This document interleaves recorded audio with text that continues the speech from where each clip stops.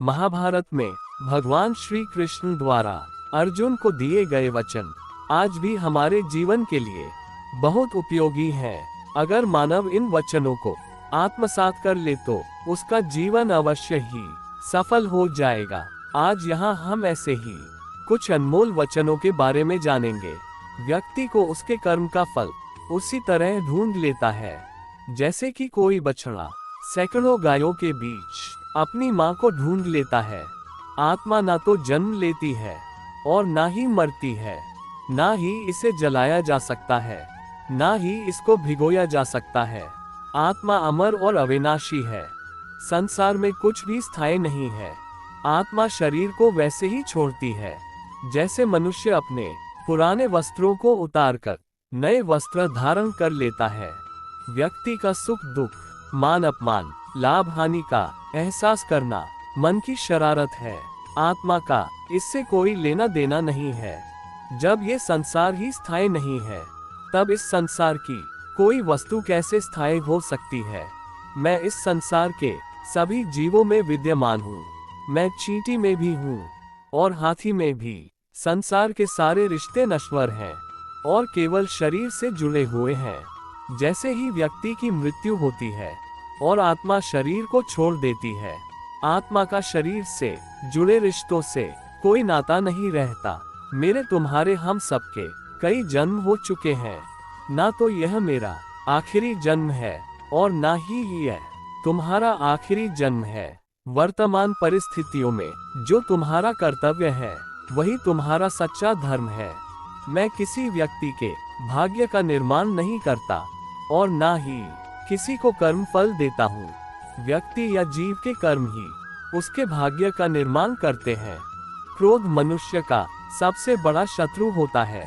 क्रोध के कारण मनुष्य की सोचने समझने की शक्ति नष्ट हो जाती है और उस व्यक्ति के पतन में ज्यादा समय नहीं लगता है।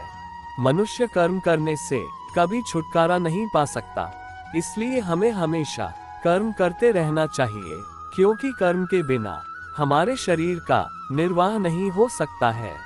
परिवर्तन होना ही इस संसार में स्थायी है, इसलिए मनुष्य को परिवर्तन से कभी नहीं घबराना चाहिए। मनुष्य का अपने मन को नियंत्रित रखना किसी घोड़े के नवजात शिशु को नियंत्रण में रखना जितना कठिन कार्य होता है। इंद्रियों के वश में होने से मनुष्य के जीवन में केवल विकार और परेशानियां ही आती है। मनुष्य के जीवन में सुख दुख का आना जाना सर्दी और गर्मी के आने जाने के समान है, इसलिए हमें इन्हें सहन करना सीखना होगा। निर्बलता ईश्वर देता है, लेकिन मर्यादा मनुष्य का मन स्वयं निर्माण करता है। जीवन में मनुष्य को अपनी वाणी को संयम में रखना चाहिए, क्योंकि वाणी से दिए हुए घाव कभी भी भरे नहीं जा सकते। मनुष्य अपने जीवन में उनके लिए शोक करता है जो इसके योग्य नहीं है। बुद्धिमान व्यक्ति किसी जीवित या मृत के लिए शोक नहीं करता है। मैं हमेशा तुम्हारे साथ और तुम्हारे आसपास ही रहता हूँ। चाहे तुम कुछ भी कर रहे हो, जो हुआ अच्छा हुआ और जो होगा अच्छा ही होगा। स्वयं को मुझ पर छोड़ दो, केवल अपने कर्म पर ध्यान दो। कर्म ऐसा करो जो स्वार्थ रहित और पाप रहित हो। मनुष्य को जीवन में समय चाहे जैसा भी हो अपने परिवार के साथ रहना चाहिए। परिवार पर यदि सुख आता है तो वह बढ़ जाता है और यदि दुख आता है तो वह बंध जाता है। मनुष्य को अपने कर्तव्य के पथ से कभी नहीं हटना चाहिए। यह मूर्खता है, क्योंकि इससे न तो तुम्हें स्वर्ग की प्राप्ति होगी और न ही तुम्हारी कीर्ति बढ़ेगी। वह मनुष्य जो सभी इच्छाओं को त्याग देता है, मैं और मेरा की लालसा और भावना से मुक्त हो जाता है, उसे शांति प्राप्त हो जाती है। भगवान श्री कृष्ण कहते हैं, अगर तुम्हें किसी ने दुख दिया है तो इसका बुरा मत मानना, क्योंकि लोग उसी पेड़ पर पत्थर मारते हैं जिस पेड़ पर ज्यादा मीठे फल होते हैं। स्वार्थ से रिश्ते बनाने की कितनी भी कोशिश करो, वे कभी नहीं बनते, और प्रेम से बने रिश्तों को कितना भी तोड़ने की कोशिश करो, वे कभी नहीं टूटते। यदि व्यक्ति शिक्षा से पहले संस्कार, व्यापार से पहले व्यवहार और भगवान से पहले माता पिता को पहचान ले, तो उसकी जिंदगी में कभी कोई कठिनाई ही नहीं आएगी।